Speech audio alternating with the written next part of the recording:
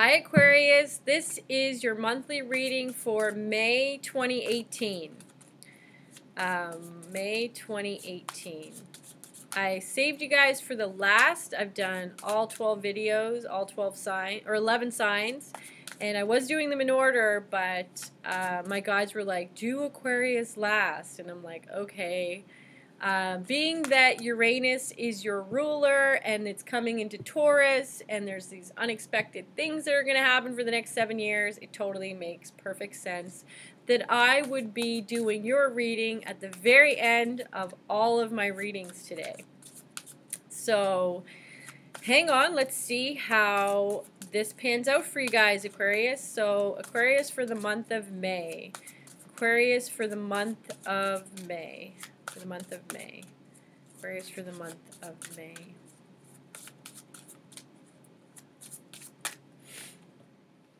All right, so going into the month, you seem to be, struggling with feelings that could have surfaced during the April 29th full moon in Scorpio. So just feelings of regret and,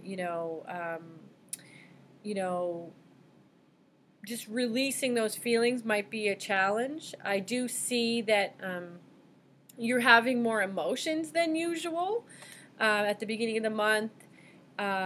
You tend to look at things or process emotions through the intellect, and I do see that you are finding that a little bit, like that's a little bit backwards this month, where you're feeling the emotions and then you're processing them intellectually after, at the beginning of the month anyway. So, but some material needs getting fulfilled, like I see there's some balance happening in your financial department around May 6th, so you might get like a windfall of money at that time, or some kind of somebody might have owed you money, or just some things being met in unexpected ways. I also feel like you're going to be giving more, like you're not going to hold back as much as you have in the past few years even. Like I feel like you're becoming more generous with your just random acts of kindness. Around the 8th of May, I do feel like you get this feeling of being trapped. And this is a classic Aquarius thing where you're always, making sure that no one's going to hold you down or nothing's going to hold you down. I feel like there's a desire to travel. Around the 12th of the month, you might start to feel like you want to let go of a relationship. This is leading up to when Uranus is going into Taurus. So you might feel like, you know what, I'm done with this relationship. I'm done with this person. I want to do whatever I want. I'm like ready to attract the right people into my life. So a shift happens for you around that 12th mark. And I feel like you come out of that new moon in Taurus on the 15th, and Uranus going into Taurus on the 15th, and then Mars retrograding on the 15th in Aquarius in your sign.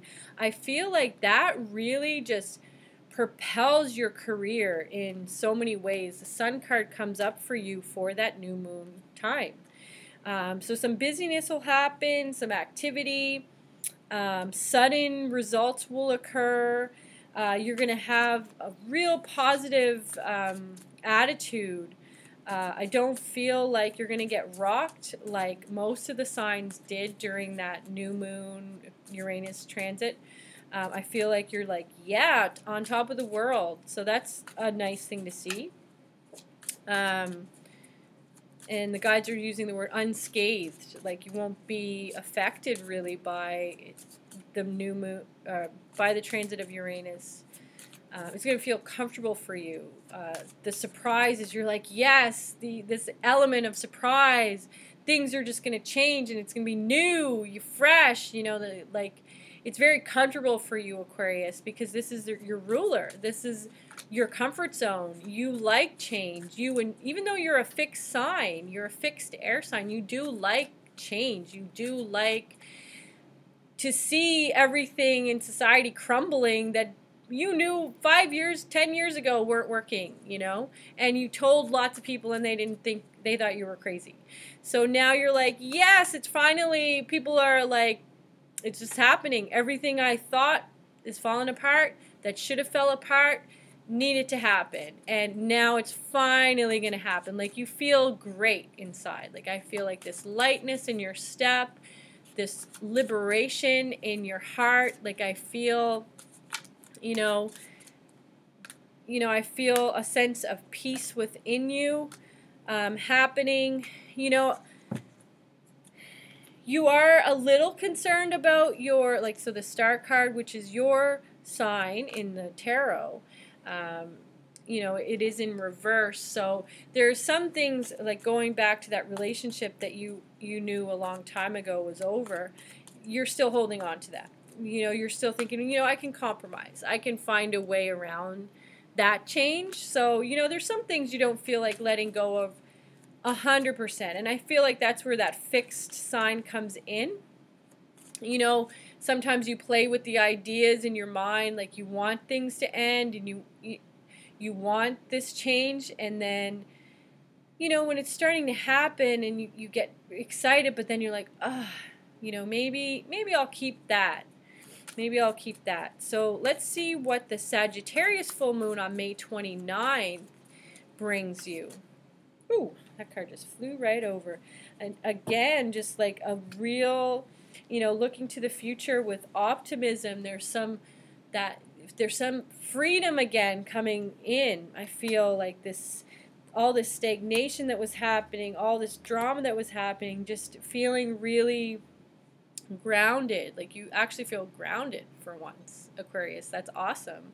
So I don't know what the electricity of Uranus does to you, but it actually kind of grounds you, which is weird. And I never thought of that before. I feel like your career is going to take a major shift for the better. Like a positive change is going to happen around the 19th of May. You might get a promotion of some kind. You might just be like pulled aside and told like you're inspiring to your colleagues.